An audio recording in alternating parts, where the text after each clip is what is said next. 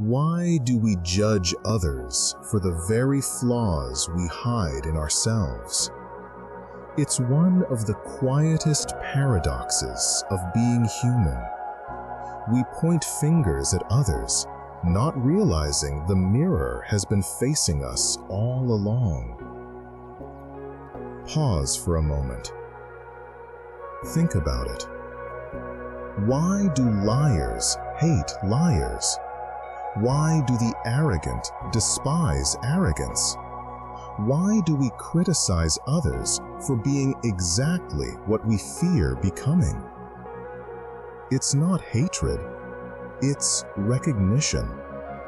We don't despise them, we despise the reflection of ourselves we see in them.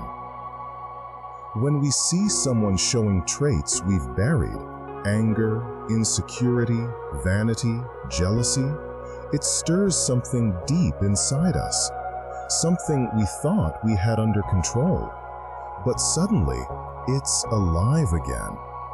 And we react not with understanding, but with judgment, because it's easier to condemn in others what we can't confront within ourselves.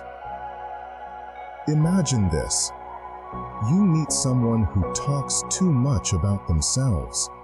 You feel annoyed. But what if, deep down, your annoyance isn't about them? It's about your own hidden craving to be heard, to be noticed, to feel important. You see in them what you secretly wish you could allow in yourself. Or maybe you meet someone who's lazy, and you feel a flash of disgust.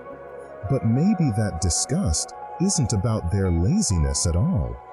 Maybe it's your own guilt about the times you avoided your potential. We don't judge what we don't recognize. We judge what we see too clearly, because it's already living somewhere inside us. Carl Jung called this the shadow, the parts of us we reject, repress, or deny, the emotions we label as bad, the urges we hide, the weaknesses we refuse to admit. But the shadow doesn't disappear just because we ignore it. It leaks out through our judgments. Every time we shame someone for being something, we expose the part of us that still wrestles with it. Our judgments reveal our wounds. You see, judgment is not just about morality. It's about identity. When we judge others harshly, it's often a desperate attempt to distance ourselves from the thing we fear we might be. It's as if we're saying, "No, that's not me.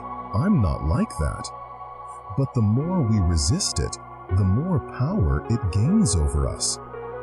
Have you ever noticed how the people who talk most about honesty are often hiding lies?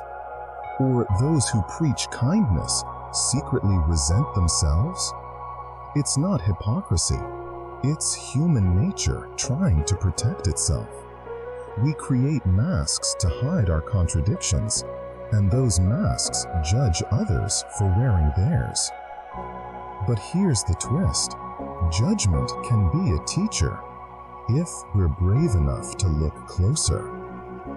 Next time you feel that familiar spark of irritation when someone triggers you, ask yourself, what is this really about? What does their behavior awaken in me? Maybe your jealousy of someone's success isn't about them. Maybe it's your own untapped potential calling out for attention. Maybe your anger at someone's arrogance is your hidden wish to stand taller.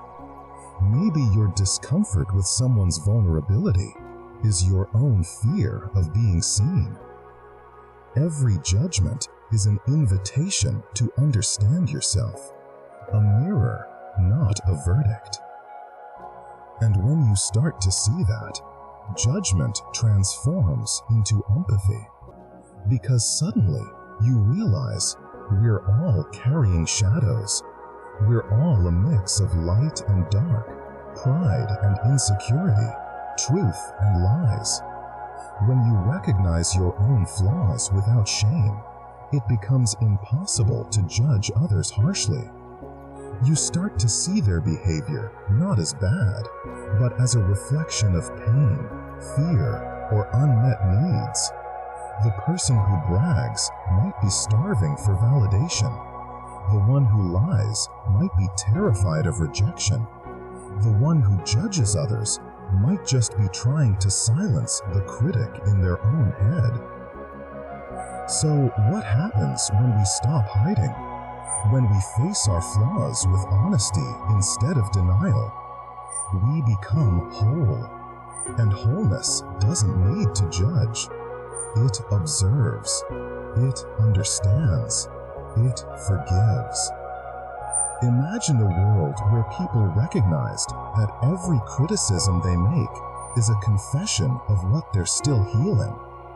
Wouldn't that make us gentler with one another? Wouldn't that make us slower to label and quicker to listen? The truth is, we can only see in others what we already know within ourselves.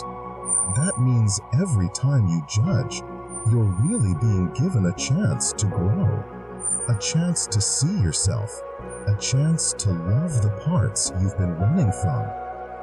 So the next time you catch yourself judging someone, pause, breathe, and ask gently, what part of me am I really talking about right now?